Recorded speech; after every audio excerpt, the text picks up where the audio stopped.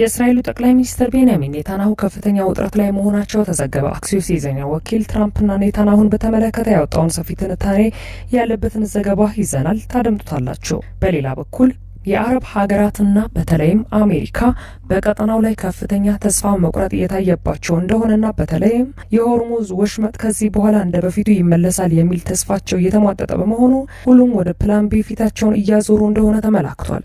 ፕላን ቢያቸው ደግሞ የአረብ ሀገራቱም ሆነ የአሜሪካ ሆርሙዝን ይተካል የሚሉት መተላለፊያ የተባበሩት አረብ ኤሚሬትሱ የፉጃይራ ወደብ ነው እንደ አማራጭ እያዩ ያሉት። ለመሆኑ ይህ ምንድነው? በዝርዝር ታደምጡታላችሁ። ሰላም ጤና ይስጥልኝ ክቡራን አድማጮች፣ አብራችሁን ስትቆዩ እነዚህና ሌሎች መረጃዎችን ታደምጣላችሁ። ለቻናላችን አዲስ ከሆኑ ሰብስክራይብ በማድረግ እንዲሁም ቪዲዮውን ላይክ ማድረግ ይጀምሩ። በቀጥታ ወደ ዝርዝር መረጃው። ይህ በእንዲህ እንዳለ የእስራኤሉ ጠቅላይ ሚኒስትር ቤንያሚን ኔታንያሁ ከፍተኛ ውጥረት ውስጥ መሆናቸውን አክሲዮስ የዜና ወኪል ዘገበ።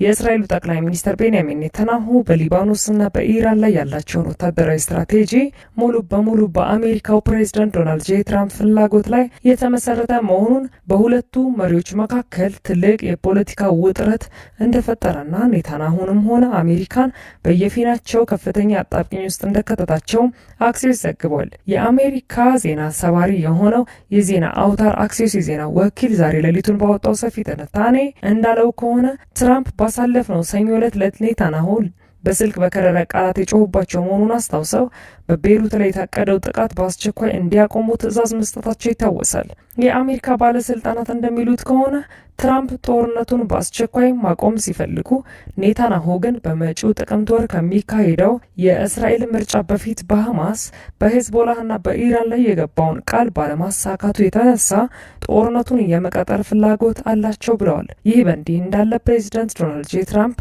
ለአሜሪካው ኤንቢሲ ኒውስ በሰጡት ቃለ ምልልስም በኢራን ላይ የከፈቱት ጦርነት ወደ 3ኛ ወሩ መግባቱን ገልጸው የጦርነት ሂደቱን እጅግ በፍጥነት እያራመዱት መሆኑን ተናግረዋል። ትራምፕ ሲናገሩም እኔ በጣም ፈጣን እርምጃ እየወሰድኩ ነው፣ አሁን ገና በ3ኛ ወሬ ላይ ነኝ የምገኘው። የቪየትናም ጦርነት በ19 ዓመታት ፈጅቷል፣ እኔ ግን ገና በ3ኛ ወሬ ላይ ነኝ በማለት መከላከላቸው አይዘነጋም። ትራምፕ አክለውም ከኢራን ጋር ስምምነት ላይ ለመድረስ መቸገራቸውን ጠቅሰው ኢራናውያን ከዚህ ቀደም ከአሜሪካም ደካማ መሪዎች ጋር ይደራደሩ ስለነበር አሁን ያለው ጠንካራ እንደኔ ያለ መሪ አቋም እንደከበዳቸው ለማየት ይቻላል ሲሉም ራሳቸውን ሲያሞግሱ ተደምጠዋል። ከቃለ ምልልሱ በኋላ በዊስኮንሲን በተካሄደ የክብ ጠረጴዛ ውይይት ላይም ትራምፕ በዝግጅቱ ወቅት በነበረው ከባድ ዝናብ ምክንያት መበሳጨታቸውን ገልጸው የዜና አውታሩ ኤንቢሲ የሐሰት ዜና አቅራቢ ሲሉ ወርፈውታል። ፕሬዚዳንት ትራምፕ ስለ ተኩስ አቁም ስምምነቱ ትርጓሜ ሲጠየቁም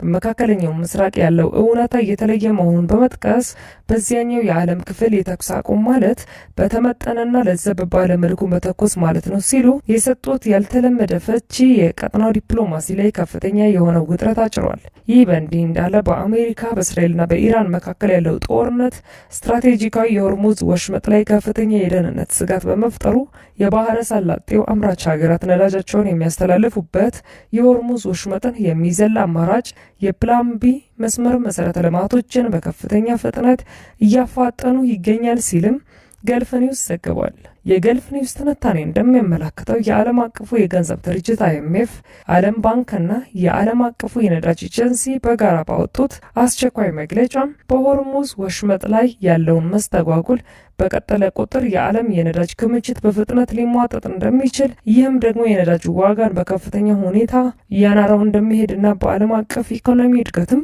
የነዳጅ ዋስትናና የምግብ አቅርቦት አደጋ ላይ በከፍተኛ ሁኔታ ለምን እየጣላት በመሆኑ አስጠንቅቋል።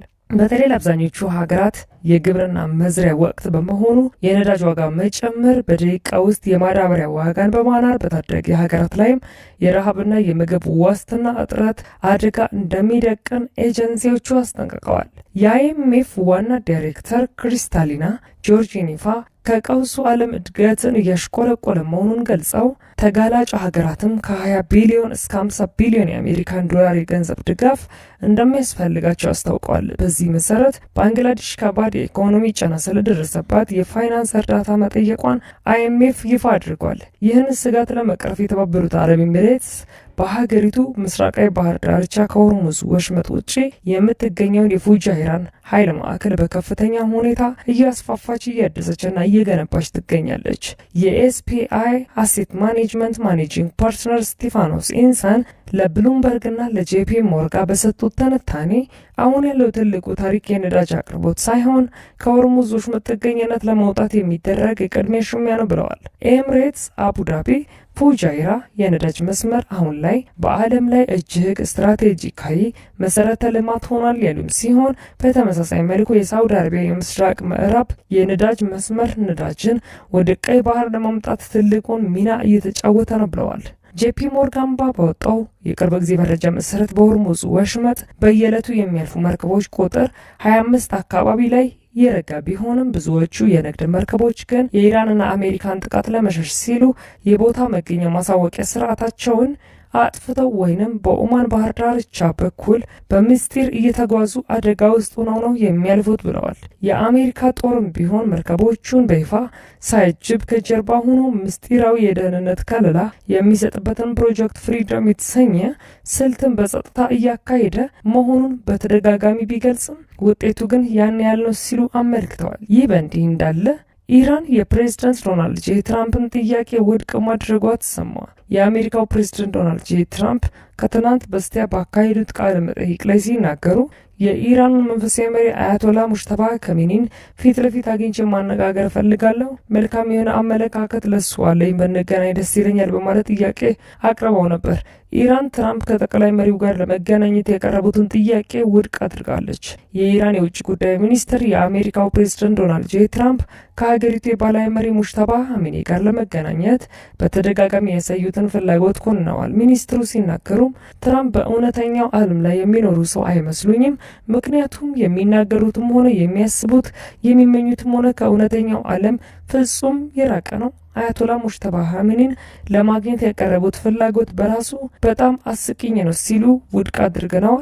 የኢራኑ መንፈሳዊ መሪ አያቶላ ሙጅተባ ካሜኒ እርሳቸውን ማግኘት አይፈልጉም፣ እንዲያገኙም እኛም አንፈልግም ሲል ቁርጥ ያለ ምላሽ መስጠታቸው ነው መገናኛ ብዙሃን የዘገቡት። ስለ ኒውክሌር መርሃ ግብሩ ኢራን በዓለም አቀፍ ሕግጋትና በኒውክሌር መስፋፋት መግታት ስምምነት ኤንፒቲ መሰረት እየሰራች መሆኑን ጠቅሰው ትራምፕ የ2015ቱን ታሪካዊ ስምምነት የቀደዱ በመሆናቸው በእርሳቸው ላይ ፍጹምነት እንደሌለና በአሁኑ ወቅትም ስለ ኒውክሌር ጉዳይ ምን አይነት ድርድር እንደማይኖር አስረግጠው ተናግረዋል። ትራምፕ ከኢራን መሪ ጋር ያድርጉት ስለሚችሉት ስብሰባ ሲጠየቁ ያ በፍጹም አይሆንም ሲሉም ውድቅ አድርገዋል። በሆርሙዝ ወሽመጥ ላይ ለሚተላለፉ መርከቦች የሚጣለውን የአካባቢ ጥበቃና የመሸጋገሪያ ታሪፍ ክፍያን አስመልክቶ ወሽመጡ የኢራንና ኦማን በመሆኑ ክፍያ መሰብሰብ እንዳለበትና አሜሪካ ቀጠናውን ለአደጋ እያጋለጠች መሆኑንም በዝርዝር ለመገናኛ ብዙሃን ተናግረዋል። ክቡራን አድማጮች ለሰዓቱ ያጠናቀርኩላችሁ መረጃ ይህን ይመስል ነበር። ከጥቂት ሰዓታት በኋላ በሌሎች መደመጥ ካለባችሁ መረጃዎች ጋር መመለስ ይሆናል። እስከዚያው መልካም ቆይታ።